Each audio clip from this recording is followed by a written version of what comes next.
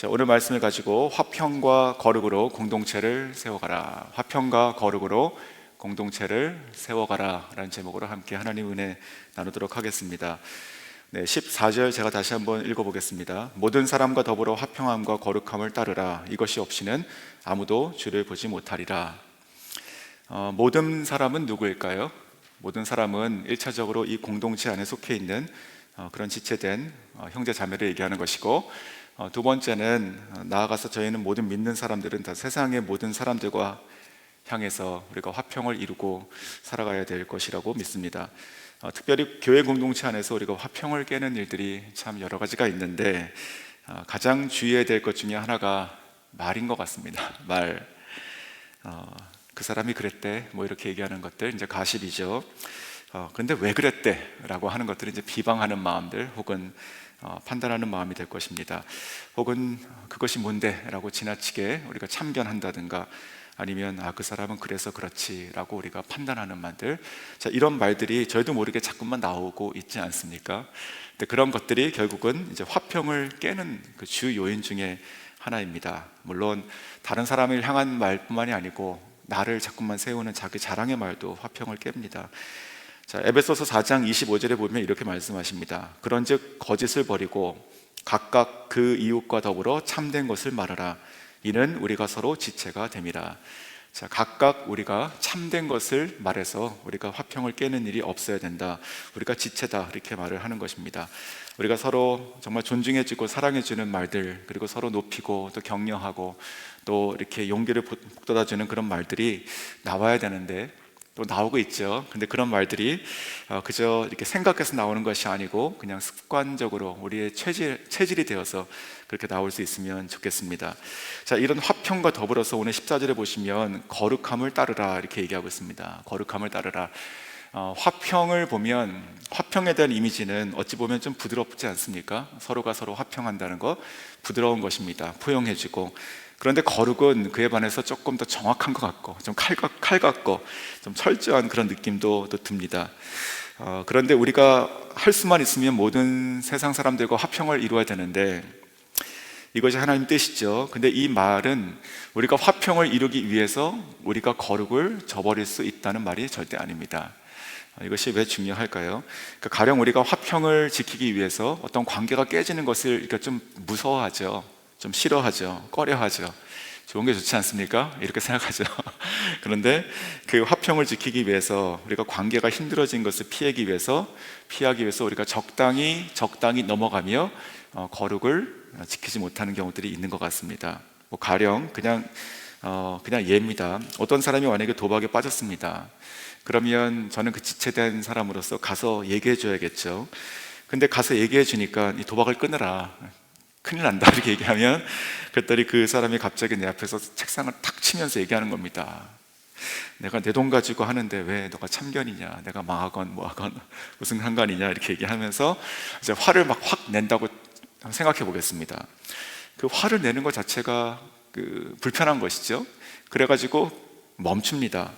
근데 진짜 그 사람이 정말 그 도박이 끝을 가가지고 진짜 그 사람은 돈을 다 잃고 또 가족도 다 어려움을 겪게 되고 완전히 폐인이 됐다고 치겠습니다. 그러면 그러한 지체를 바라보는 우리들의 마음이, 가서 말을 해줬던 그 첫사람의 마음이 편안할까요? 나는 할 말을 한번 했으니까 그 사람이 어떻게 이렇게 된 거에 대해서 내가 자유롭게 생각할 수 있을까요? 저는 절대 그렇지 못하다고 생각이 듭니다. 내가 가서 왜 한 번도 얘기해 주지 못했을까? 정말 이 사람이 이렇게 되면 안 됐었는데 라고 하는 마음이 들 것입니다. 즉 거룩을 깨는 것까지 가면 안 되는 것이죠. 우리가 화평을 이룬다는 것이 서로가 이렇게 함께 화합되고 뭐 좋게 지내는 것인데, 간단하게 얘기하면, 근데 그것이 아니라 우리가 거룩을 깨는 것까지 가면은 안 된다고 지금 더불어 화평함과 그리고 거룩함을 같이 지금 얘기하고 있습니다. 그런데 우리가 거룩을 깨는 것은, 거룩을 지켜야 되는 것은 그저 우리가 더 좋은 관계를 유지하기 위해서만이 아니라, 그 거룩은 근본적으로 들어가면 이 거룩을 저버리는 곳에는 필연적으로 죄가 들어가게 됩니다. 이것은 철칙이에요. 성경이 얘기하고 있는 것입니다. 즉 이 거룩하다는 것과 이 죄라고 하는 것은요, 그 두 사이에는 절대로 진공 상태가 있을 수 없습니다. 그러니까 거룩도 없고 죄도 없고 이런 상태는 없습니다. 뭐 가령 여기 지금 물병이 있지 않습니까? 이 물병에 물이 어느 정도 들어가 있습니까? 얼마나 있어요? 이게 물병이니까 물이 지금 반 정도 있네, 이렇게 볼 수 있죠. 근데 이 물병 안에 물은 반 정도 있는 나머지 뭐가 있습니까? 공기가 있죠. 그렇죠? 이 물병 안에 물이 반 있다는 얘기는 나머지 반은 진공 상태라는 뜻이 아니지 않습니까? 마찬가지인 것 같습니다. 저희가 거룩을 지킨다는 것은 우리가 거룩이 없는 것에는요, 그것은 아무것도 없는 진공 상태라는 것은 없습니다. 거룩이 없는 것은 거룩의 반대인 죄가 있는 것이죠. 더러운 것이 있는 것이죠. 그러니까 우리가 진짜 하나님과 나 사이에 어떤 그런 거룩을 지켜야 되는 것도 마찬가지예요. 그러니까 하나님과 나 사이에 거룩을 지키지 못하면, 그 관계가 깨지면 그 사이에는 이제 죄가 들어가는 것입니다. 절대로 그냥 이렇게 진공이 없어요. 그리고 또 오늘 이 말씀은 그거에 더 나아가서 얘기하는 것이죠. 우리가 서로 지체 간에도 마찬가지입니다. 우리가 화평을 지킨다. 근데 이 화평을 지키기 위해서 우리가 만약에 거룩을 깬다라고 하면 그 사이에는 거짓된 화평이 들어가는 것입니다. 우리가 피스메이커가 돼야 되는데 피스페이커가 되는 거예요. 일종의 우리가 거짓된 화평을 이렇게 보이듯이 하고 있지만 사실 그렇지 않은 경우가 되는 것이죠. 즉 오늘 이 말처럼 정말 이 죄가 우리 사이에 들어오면, 그 지체 가운데 들어오면 그 공동체는 화평만 깨지는 것이 아니고 그 공동체는 망하게 된다는 것이죠. 즉 화평을 따르고 또 거룩을 같이 따라야 된다는 지금 얘기를 하고 있습니다. 자, 그래서 오늘 이 두 가지를 이렇게 생각해 보면, 이 14절을 보면, 다시 읽으면 저희가 좀 눈에 들어오는 단어가 하나 더 생기게 됩니다. 뭐냐면 바로 따르라라고 하는 말이죠. 따르라. 즉 그 화평을 깨는 적들, 그리고 그리고 이 거룩을 지키기 위해서 이것을 따라야 된다는 것은요, 힘을 쓰는 것입니다. 그냥 이렇게 자기가 마음대로 되고 이런 것이 아니에요. 이 화평과 거룩을 따르는 것은 정말로 힘을 써야 되는 것입니다. 제가 예전에 그 고난주간 특세 때도 몇 번 말씀 드렸던 것 같습니다. 여기서 보면 이 화평과 거룩을 따르지 않으면 어떤 일이 일어난다고 되어 있죠? 지금 아무도 주를 보지 못한다. 그러니까 주를 보지 못한다. 자, 이것이 중요한 것인데, 그러니까 이것이 개인의 신앙생활로 그냥 화평이 깨지는 것이 아니라 우리 공동체가 지금 주를 보지 못하게 되는 일이 생기는 것이죠. 근데 그 공동체 안에 속해 있는 아무도 주를 보지 못한다.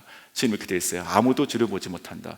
자, 사람이 지금 같이 있어도 서로 그 얼굴이 보이지 않는 경우는 생각해보니까 한 두 가지 컨디션인 것 같습니다. 첫 번째는 빛이 없을 때, 그러니까 빛이 없으면 우리가 대낮이어도 뭐 지하실에 창문이 없는 방에 들어가면 자기 앞에 손바닥이 안 보이지 않습니까? 그러니까 빛이 없으면 같이 있어도 내 코앞에 있어도 안 보입니다. 그렇죠? 근데 두 번째 경우는요, 빛이 있고 환해도 내 앞에 있는 지체가 안 보이는 경우는 그 지체하고 나 사이에 가림막이 있을 때, 그때 안 보이는 것 같습니다. 네, 제가 이렇게 좀 몇 번 했었죠. 제 얼굴이 지금 보입니까? 안 보이시죠? 네, 제가 지금 화가 났는지 웃고 있는지 안 보이시죠? 그러니까 종이 한 장도 하나님과 우리 사이에 껴들어가면 주님이 안 보이고, 또 이 종이 한 장도 지체 간에 껴들어가 있으면 안 보이죠. 근데 이 말 한마디가 종이 한 장이 되는 것이고, 생각 하나가 종이 한 장이 되는 것입니다. 이런 것들이 이 지체 가운데, 우리 가운데 보이지 않는 종이들이 이렇게 다 껴있다면 저들은 같이 있지만 안 보이는 것이에요. 같이 있지만 같이 안 있는 것이죠. 진짜 그런 것이 아니겠습니까? 제가 예전에 미국에 있다가 그 캄보디아 선교지 들어갈 때 제가 한국에 들렸다 갔습니다. 그때 8년 반 만에 처음 한국 갔나 그랬었는데, 그때 가가지고 제가 버스를 타고 충격을 받았습니다. 저로서는 버스를 탔는데 거기 한 30명쯤 있었거든요. 근데 모든 사람이 거진 모든 사람이 다 스마트폰을 보고 있었습니다. 그때 그 스마트폰으로 보는 그 텔레비전 방송 같은 거 보고 있었는데, 제가 그때 약간 좀 굉장히 낯설었습니다. 물론 미국에서 버스를 안 타고 다니니까 낯서는 것도 있었는데, 이 공간에 지금 30명이 있는데 이 사람들이 전체가 지금 다 다른 공간에 있구나, 이런 생각이 들었습니다. 전혀 같이 있지 않는 것처럼. 물론 제가 다 모르는 사람이었지만 너무 낯설었습니다. 저희가 혹시 그런 것이 아닐까요? 이 화평이 깨지는 것이 그런 것인 것 같습니다. 늘 같이 있고 예배드리고 너무 좋은 것 같은데 사실은 다른 세상에 살고 있는 것처럼 그렇게 느껴진다면, 서로가 그렇게 모른다면, 그렇게 속으로만 생각하고 판단한다면 어떻게 되겠습니까? 참 불행한 것이 아니겠습니까? 그래서 오늘 보시면 그 14절에 그 화평함과 거룩함을 따르라 이렇게 얘기하고 있는 것입니다. 따르라고 하는 것은요, 수고와 인내가 필요한 것입니다. 우리가 그것을 추구하는 것이고 또 그것을 지키기 위해서 우리가 인내하는 것이죠. 오늘 아침에도 우리가 기도할 때 혹시 내가 화평치 못한 그런 지체가 혹시라도 있는 분이 계십니까? 그렇다면 우리가 기도할 때 이렇게 기도하고 있는지 한번 돌아봤으면 좋겠습니다. 하나님, 그 사람이 왜 그런지 모르겠습니다. 그 사람이 좀 바뀌었으면 좋겠습니다. 근데 왜 그런지 모르겠습니다. 이게 자기 생각의 판단인 것이고 바뀌었으면 좋겠습니다. 나는 괜찮다는 것이죠. 이제 그런 것들이 결국 그런 마음과 생각들이 화평을 깨는 것이지 그 사람이 변하지도 않을 것이고 내가 원하는 대로 되지도 않을 것입니다. 내가 원하는 대로 된다 하더라도 그것은 주님께서 기뻐하시는 것이 아닐 수가 있는 것이죠. 정말로 이 수고와 인내가 필요한 것이 이 화평을 지키는 것이고 또 거룩을 추구하는 것이고 그것이 결국 내가 속해 있는 우리 공동체 전체가 주님을 바라볼 수 있게 하는 그 가림막들을 치우는 것이다 하는 것을 제가 잊지 않았으면 좋겠습니다. 예수님께서도 말씀하시죠. 마태복음 5장 23절 24절 너가 제단에 제물을 드리려고 하다가 너의 형제나 자매가 너에게 어떤 원한을 품고 있다고 생각이 나거든 너는 그 제물을 제단 앞에 두고 먼저 가서 그들과 화해하라. 그러니까 하나님께서 예수님께서 말씀하시는 것인데 이 재물의 문제가 아니라 이 관계의 문제, 이 관계의 문제가 해결되지 않으면 그러면 하나님께서 기뻐하시겠느냐, 그것을 받으시겠느냐라고 하시는 것입니다. 우리가 전심으로 주님께 나와서 예배드리고 또 섬기고 살아가지만 우리가 그리스도의 몸된 교회의 지체로서 우리가 서로 화평함과 거룩함에 대해서 신경 쓰지 않고 살아간다면 하나님께서 기뻐 받으시지 않을 것이고 또 결국은 나도 주님을 옳게 희미하게만 보는 것이고 옳게 보지 못하는 그런 불쌍한 신앙생활이 있을 것이라는 것을 제가 잊지 않았으면 좋겠습니다. 자, 15절 말씀 가겠습니다. 15절 보시면 너희는 하나님의 은혜에 이르지 못하는 자가 없도록 하고 또 쓴뿌리가 나서 괴롭게 하여 많은 사람이 이로 말미암아 더럽게 되지 않게 하며. 이 15절은 지금 두 부분으로 나눠지고 있죠. 그 없도록 하고까지가 하나고 그리고 또 이후가 이제 두 번째 부분입니다. 오늘 이 한국말 성경 보시면 이렇게 잘 나타나 있지 않은데 성경 원문을 보면 그 앞부분에 하나의 동사가 나오게 되는데 이제 본다라고 하는 동사가 들어가 있습니다. 본다라고 하는 동사가 오늘 이 큐티 성경 보면 영어 대역에는 그 말이 들어가 있습니다. 그 see라고 되어 있죠. 그 15절 맨 앞에 봐라. 그런데 이 성경 원문의 이 본다라고 하는 이 말은요, 그냥 이 영어 단어처럼 그냥 단순히 그냥 보이는 것을 보듯이 이렇게 see 하듯이 하는 것이 아니고 아주 자세하게 면밀하게 살핀다 이런 뜻의 그 헬라어가 쓰이고 있습니다. 자세하게 면밀하게 살핀다. 가령 지금 오늘 이 큐티 본문이 29절까지인데 지금 17절까지 자르고 또 14절 15절을 조금 천천히 이렇게 면밀하게 보듯이 그렇게 한 절 한 구절 또 한 단어 한 단어를 이렇게 좀 살펴보듯이 그렇게 바라보는 그 단어가 쓰였습니다. 자, 그런데 무엇을 보라고 되어 있습니까? 15절에 보면 무엇을 보라고요? 앞부분 보니까 너희는 하나님의 은혜에 이르지 못하는 자가 없도록 해라. 그런 자가 있는지 보라는 것입니다. 하나님의 은혜에 이르지 못하는 자가 있는지를 잘 살펴보라 이렇게 되어 있는 것이죠. 여기서 하나님의 은혜라고 하는 것은요, 이 문맥에서 보면 그 구원의 은혜를 얘기하고 있습니다. 그러니까 하나님께서 부어주시는 평안의 은혜 아니면 어떤 축복의 은혜, 어떤 그런 은혜가 아니고 지금 성경 계속 보시면 예수님에 대해서 얘기하는 것을 보시면 이 하나님의 은혜는요, 그 구원의 은혜를 지금 말씀하고 있는 것이죠. 즉 우리 공동체 가운데 내가 같이 예배드리고 함께 목장에서 만나고 내가 함께 신앙생활을 하면서 이렇게 인사하고 하지만 정작 그 사람이 진짜 하나님의 은혜를 받은 사람인가, 정말 복음을 받고 받아들여서 지금 구원을 받았는가라고 하는 것을 저희들은 면밀하게 살피고 그것을 알아야 된다 이렇게 얘기하고 있는 것입니다. 월요일마다 지금 전도부파 훈련 하고 있습니다. 앞에 두 분 수사님 계시는데 12월 11일이면 그 월요일이 마지막 그 일기 그 훈련이 끝나는 날이고 이제 13일 날 저희가 졸업 예배를 준비하고 있습니다. 근데 저는 그 훈련을 이렇게 같이 지켜보면서 참 너무 귀하다 생각이 듭니다.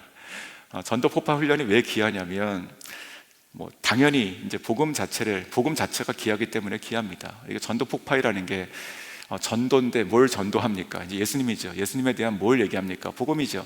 그러니까 이 복음을 전해서 그 복음이 이렇게 폭발할 수 있기를 바라는 것인데, 그러니까 복음 자체가 귀한 것이죠. 근데 이 전도 폭발 훈련, 이거 훈련이지 않습니까? 수업이 아니고, 훈련은요, 뻔히 아는 것인데 그것은 이제 체질화시키는 게 훈련 아닙니까? 뻔히 아는 것을. 그러니까 이 내가 알고 있는 것을 계속 내가 프랙티스 하면서 내가 계속 내 몸이, 내 체질이 바뀌는 게 훈련입니다. 그래서 이 훈련이 중요한 것은요, 이 복음, 우리가 다 알고 있는 것 같은 이 복음을 계속 얘기한다는 것이죠. 자, 그것을 얘기할 수 있도록 훈련받고 또 얘기하는 현장에 계속 가는 훈련을 한다. 자, 이것이 귀한 것 같습니다. 그래서 보면 이제 어제 제가 설교 때 말씀드렸던 것처럼 정말 살리는 보혈의 강물 같은 사람들이 전도 폭발 훈련 사람들이다 생각이 듭니다. 이 살리는 보혈, 즉 복음을 가지고 누군가에게 가서 그것을 터치하잖아요. 근데 어떤 식으로 하냐면 많은 분들이 아시겠지만 이제 전도 폭발 훈련은요, 그 복음 제시라고 하는 게 있습니다. 그러니까 복음을 어떻게 복음이 무엇인지를 이렇게 똑바로 제시해 주는 거예요. 이렇게 하나씩. 그래서 그 복음 제시를 그 복음 제시 전문이라고 해가지고 쭉 이렇게 써 있는 것을 다 암기해야 되고, 그 암기한 것을 가지고 시간과 장소를 정하고 그 대상자를 선정해가지고 그 사람을 위해서 기도하고 또 시간과 장소를 정해가지고 가서 만납니다. 근데 이 훈련이 어떤 식으로 만나냐면 이제 훈련자가 있고 훈련생들이 2명 있고, 그래서 보통 3명 혹은 4명이 같이 그 한 대상자를 향해서 그 자리에 가서 이제 같이 만나고 또 한 사람이 어떤 파트를 얘기하고 또 그 다음 사람이 어떤 파트를 얘기하면서 복음의 전문을 쭉 제시합니다. 하나님이 누구신지, 죄가 무엇인지, 예수님 무엇인지, 이런 것들이죠. 자, 그러면 한 사람이 전할 때 그 옆에 있는 다른 훈련생은 또 이 사람을 계속 보고 기도하고, 하나님 이 사람의 지금 마음을 열어주시고 이 복음이 들어갈 수 있게 원하고, 이제 계속 중보 기도하는 것이죠. 그러니까 한 사람이 전하지만 3사람, 4사람이 같이 그 자리에서 이 한 영혼을 품고 계속 기도해 주시죠.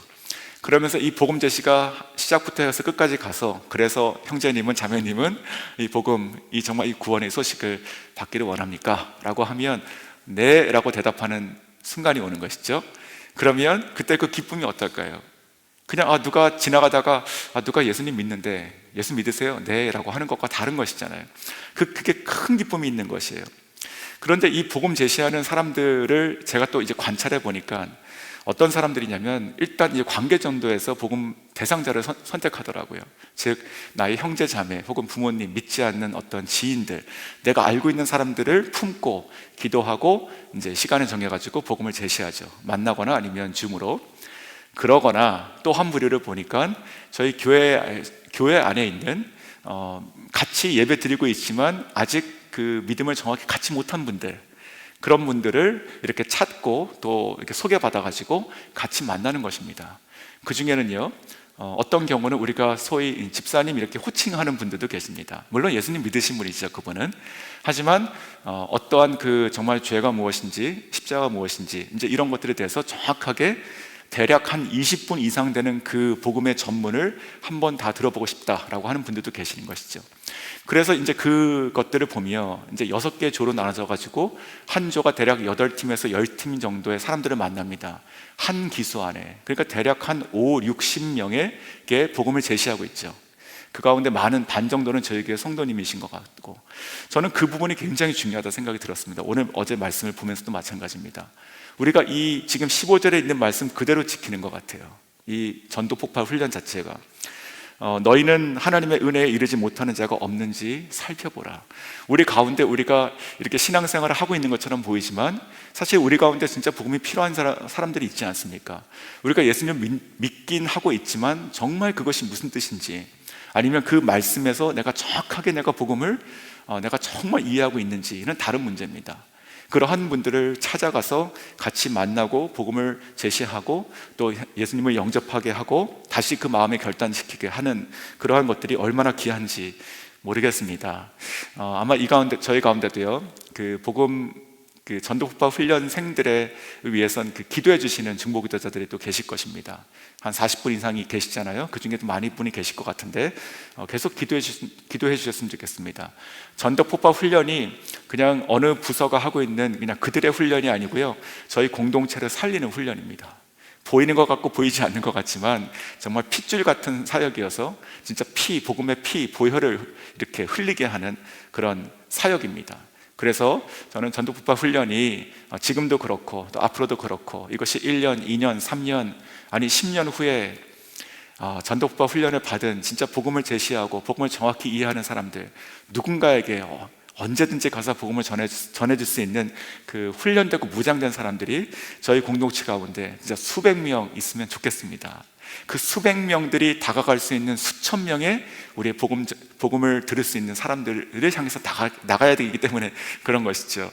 네, 그래서 계속 기도해 주시고 또 귀하게 여겨주시고 그리고 또 나중에 때가 되면 그 훈련에 참가하셔서 진짜 복음을 위해서 훈련 받으시는 저 여러분 다 될 수 있으면 좋겠습니다. 자, 두 번째 그 15절 뒷부분에 보시면 또 후반부에 이렇게 말씀하시죠. 쓴 뿌리가 나서 괴롭게 하여 많은 사람이 이로 말미암아 더럽게 되지 않도록 해라. 자, 쓴 뿌리, 여기서 쓴 뿌리라고 하는 것은요, 이렇게 마음의 상처 혹은 해결하지 못한 그 감정 이런 것들을 얘기하는 것은 아닙니다. 히브리서를 지금서 보면서 문맥으로 보면 여기서 쓴 뿌리는요, 그 공동체 안에 있으면서 그 그리스도를 믿는 그 복음에서 떠나게 하는 그 비진리들 혹은 우상 숭배 이런 것들을 얘기하고 있습니다. 그런 것들이 결국은 그 영적인 타락을 지금 가져온다라는 것이죠. 그래서 이러한 그 쓴뿌리로 말미암아 그 많은 사람이 이로 말미암아 더럽게 된다. 즉 공동체가 부패하고 깨지게 되는 것. 이것은 한 사람의 어떤 그런 감정적인 상황이 아니라 그 비진리에 대한, 그래서 이 우상 숭배나 거짓된 것을 통해서 이 공동체 자체가 지금 해를 받고 있는 그런 것을 얘기하고 있습니다. 지금 이 쓴뿌리라고 하는 말이 신명기 29장 또 18절에도 같은 비슷한 말로 나오는데 거기서는 뭐라고 표현되고 있냐면 이 우상 숭배를요, 그 모세를 통해서 하나님께서는 독초라고 얘기합니다. 독초. 그러니까 쓴뿌리가 그냥 감정이 아니라 독초죠. 그러니까 이 독초라고 하는 것은 이 공동체에서 자라나면 그러면 자기만 이렇게 독초로 끝나는 것이 아니고 진짜 그것을 같이 먹고 같이 거하고 호흡하는 공동체에 있는 다른 영혼들을 그 독으로 말미암아 다 죽게 한다라는 것이죠. 그래서 오늘 이 말씀도 간단하게 지나가면 진짜 우리 마음과 우리 그 공동체 가운데, 우리 마을 가운데, 우리가 신앙생활하는 가운데, 혹은 또 이제 강단에서 설교자들도 마찬가지예요. 이 정말로 진짜로 살리는 말들만, 그리고 복음의 말들만, 그리고 진리의 말씀만 계속 선포하고 나아가야 될 것입니다. 한국에 요즘에 보면 그런 기사들을 많이 가끔 보게 됩니다. 어떠한 교회, 아무개 목사, 아니면 어떠한 교회, 이제 어떠한 이단, 신천지 이런 것들 통해 가지고 교회가 무너지고 분란이 있고 깨지고 하는 것들을 많이 보게 되지 않습니까? 저는 그것이요, 이제 강 건너 불 보듯 하듯 그런 그들의 이야기가 아니라고 저는 생각합니다. 그것이 우리들의 이야기가 될 수 있어요. 어느 순간에 표적이 되면 저는 그럴 수 있다고 생각합니다. 우리가 무장해야 되는 것이죠. 그러한 쓴뿌리는요, 내 안에서 뽑아야 되는 것이고 우리 공동체 안에서 뽑아야 되는 것이고 특별히 강단에서 뽑혀야 되는 것이죠. 지금 물론 그런 분 아무도 안 계시지만 그런 일이 절대로 있어서는 안 되는 것입니다. 흘러가는 그 쓴뿌리, 독초가 흘러가면 그러면 공동체가 다 망하게 되는 것이죠. 자, 마지막으로 16절, 17절을 좀 보시면 이렇게 기록합니다. 음행하는 자와 혹 한 그릇 음식을 위하여 장자의 명분을 판 에서와 같이 망령된 자가 없도록 살피라. 너희가 아는 바와 같이 그가 그 후에 축복을 이어받으려고 눈물을 흘리며 구하되 버림바가 되어 회개할 기회를 얻지 못하였느니라. 자, 16절에 나오는 이 음행하는 자는요, 15절에 나온 그 쓴뿌리, 즉 우리가 오늘 해석하게 됐던 그 우상숭배 거짓, 즉 그 영적인 음행으로 간음으로 볼 수 있죠. 그런 것과 달리 이것은 육체 음행으로도 볼 수 있는 것입니다. 그런데 이 음행하는 자와 혹 한 그릇 음식 하면서 이제 이 에서에 대한 얘기를 가고 있는데 이 에서가 음행했느냐, 이제 꼭 그렇게 연결되는 것은 아닌 것 같습니다. 그래서 그런지 그 영어 성경 자, 그래서 오늘 이 16절에 나와 있는 이 16절과 17절에 나와 있는 것을 보면 이제 음행은 저희가 이제 쉬운 것으로 볼 수 있고, 특별히 이제 에서에 대한 얘기를 보면 뭐라고 되어 있냐면 그 한 그릇 그 음식을 위하여 장자의 명분을 팔았다. 이와 같은 망령된 자가 없도록 해라. 자, 이것이 어떤 지금 얘기를 하고 있습니까? 이 팥죽 한 그릇에 자기 장자의 명분을 팔았던 그 어리석음을 얘기하는 것이죠. 이 장자의 명분 팔았습니다. 근데 왜 그랬을까요?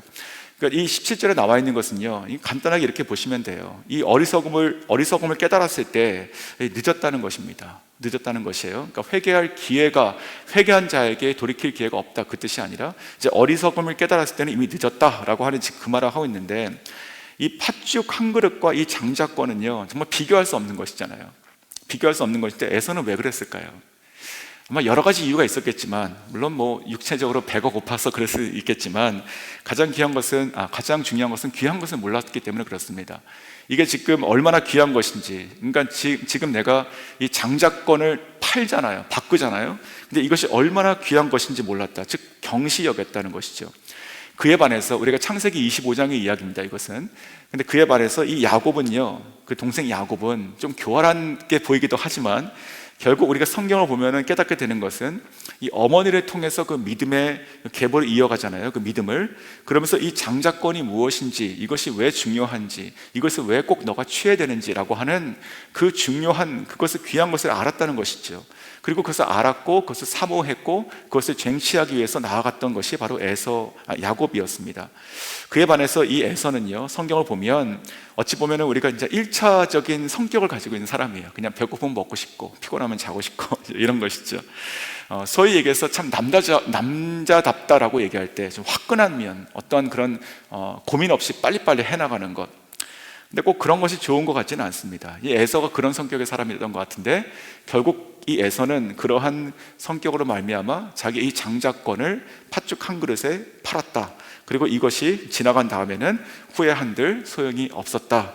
그러한 망령된 그런 어리석은 자들이 너희 가운데 없기를 바란다. 물론 이 컨텍스트에서 보면 그 어떠한 지금 15절부터 시작해서 이어지는 것으로 맥락으로 만약에 같이 얘기하고 있다고 보면, 어떠한 그런 유혹들, 다시 돌아가는 그 유혹들, 그 그리스도를, 예수님 믿는 그 신앙에서 떠나는 것들, 그것이 가져질 수 있는 어떤 유익들, 뭐 이런 것들이 이제 팥죽 한 그릇이 될 수 있겠죠.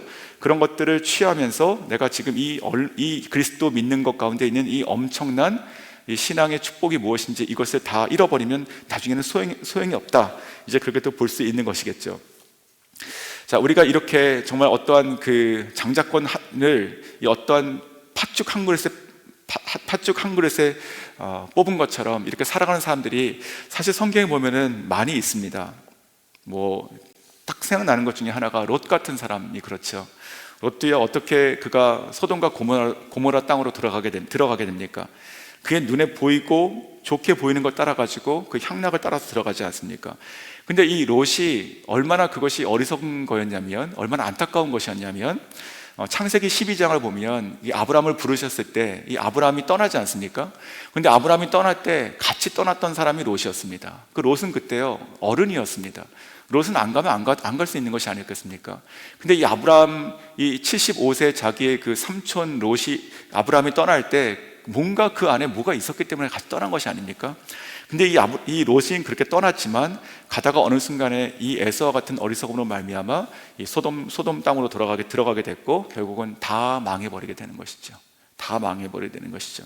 그리고 결국 그 딸과 이 일로 통해 가지고 이스라엘의 대적이 생기게 되는 것이죠. 안타까운 것입니다.